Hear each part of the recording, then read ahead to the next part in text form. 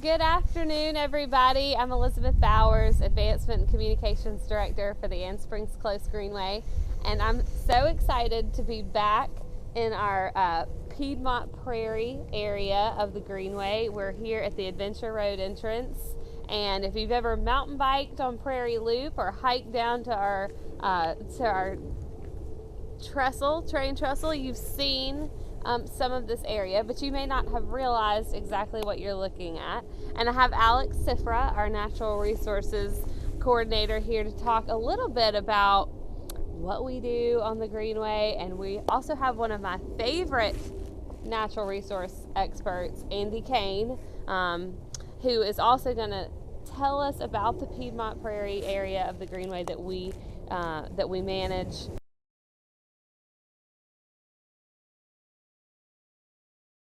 This is what it looked like here in the Piedmont 500 years ago, 1,000 years ago. There were vast areas of open prairies and savannas, and these were mostly on the upland areas like this. Down around the creeks were grown up in dense forests with really big trees. And the reason that was, of course, is because of fire, natural fire, and that the Native Americans knew to use fire to help manage these areas, because these were the areas that they could get a lot of unique foods, including the grazing bisons. We used to have little woodland bisons that lived around here, and elk. Here I noticed the other day a very nice native wildflower. This is called spotted bee balm, and this is an unusual bee balm.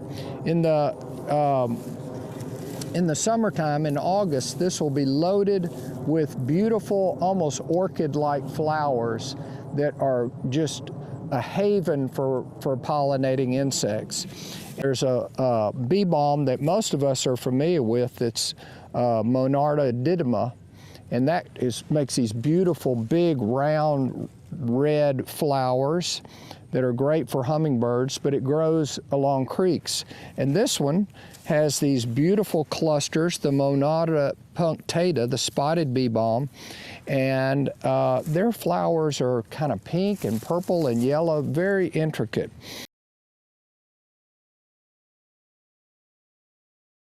Right now we are standing on, in our Adventure Road entrance, we're standing on a service road that separates our hayfields from our prairies.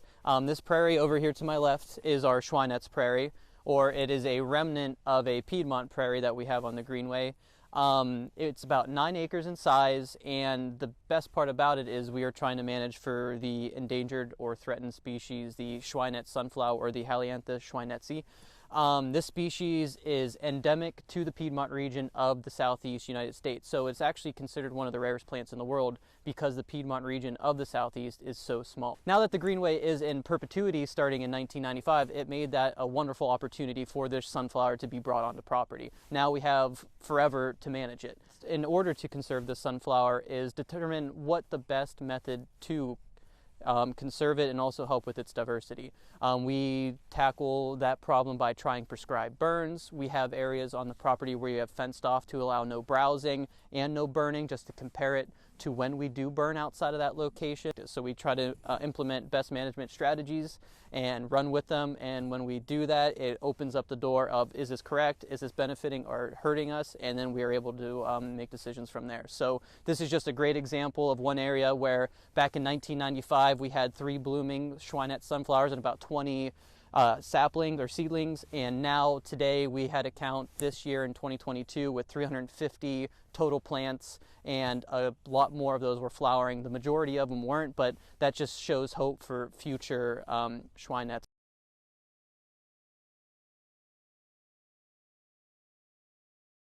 This is a really beautiful plant at the Greenway that I'm got a great deal of affection for.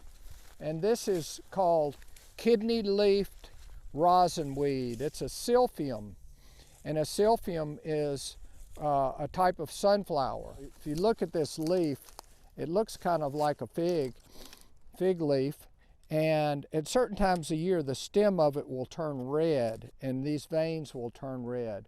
So this is a plant that has a lot of aesthetic value. It's beautiful, but a lot of ecological value too, because when it does bloom, which they don't bloom every year, and they don't bloom, I don't think they bloom the first year. So again, they're very deep rooted. It grows up high like this, and look how high that is. This is a great place for dragonflies to hang out, check out the terrain, and try and find some good insects to eat. Also a great place for birds to go and feel safe, and also to be able to hunt.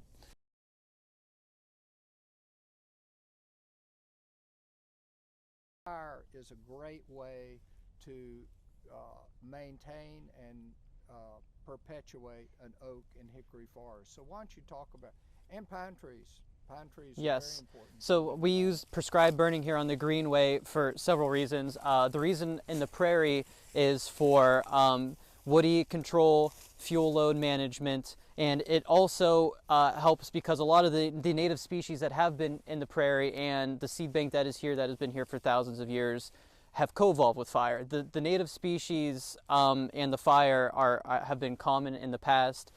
There was fire in some situations once a year back before settlement. What we do on the Greenway to manage that is we'll have prescribed burns set yearly or every couple of years to help manage those fuel loads within our pine stands.